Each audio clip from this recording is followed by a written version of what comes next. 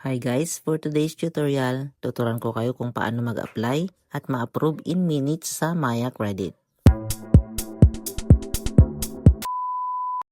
Buksan po natin ang ating mga Maya application. Siguraduhin po natin na ito ay verified na para makapag-apply po tayo dito po sa Maya Credit.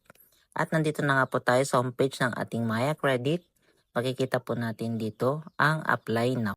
I-click lamang po natin itong Apply Now at dito, get the funds you need with Maya Easy Credit. Makikita po natin dito ang pwede nating paggamitan ng ating mga Maya Credit. Pinutin lamang po natin itong Apply Now and then basahin po natin itong Privacy Notice and then click po natin itong Continue. At dito po sa Set Up Your Credit, punan lamang po ng tamang information itong mga boxes. At dito nga po, pwede pong tayo na mismo ang mag-set po ng ating billing and date. At dito naman po sa ibabang bahagi, punan lamang po ang personal details. Make sure lamang po natin na tama po ang information na ating nilalagay para hindi po tayo magkaroon ng problema. At ganito lamang po kadali ang mag-set up ng ating mga billing and date. Ito po ay kung kailan po gusto nating mag-due ang ating mga billings.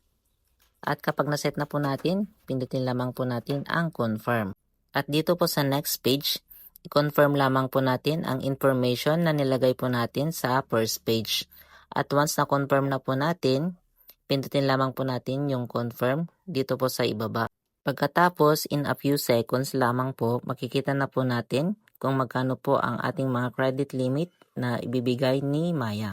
Make sure lamang po na meron po tayong data connection or internet connection para mas madali po nating makita. At meron na po tayong 500 pesos na credit limit at ang billing end date ay every 27 of the month at ang due date po natin ay every 15 days after ng ating billing date.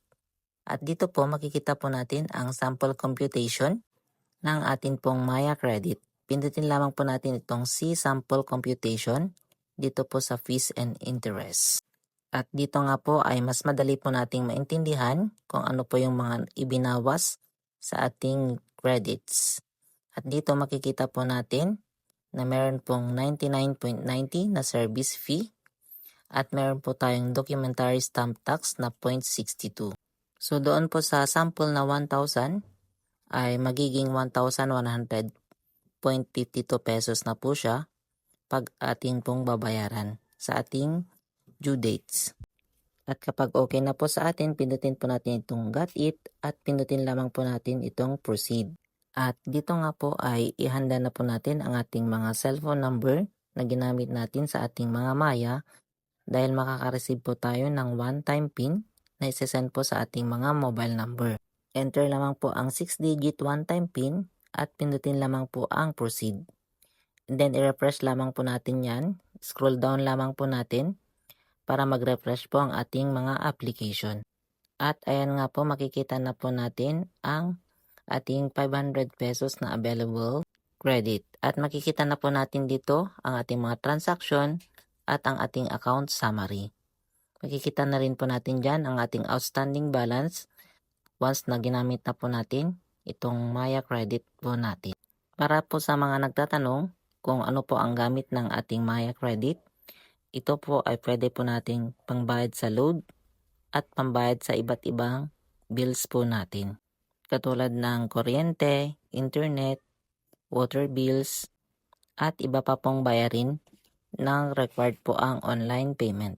At ganyan lamang po kadali ang mag-apply at mag-set up ng ating mga Maya credits. At ganyan lang din po kadali ma-approvean ang ating mga application. Hindi po katulad ng ibang application na matatagalan po ang pag-approve. Dito po ay instant. At kung may natutunan po kayo sa ating tutorial ngayon, huwag po ninyo kakalimutang pindutin ang subscribe button at bell all para lagi po kayong updated sa lahat ng ating mga content na kagaya nito. Maraming salamat!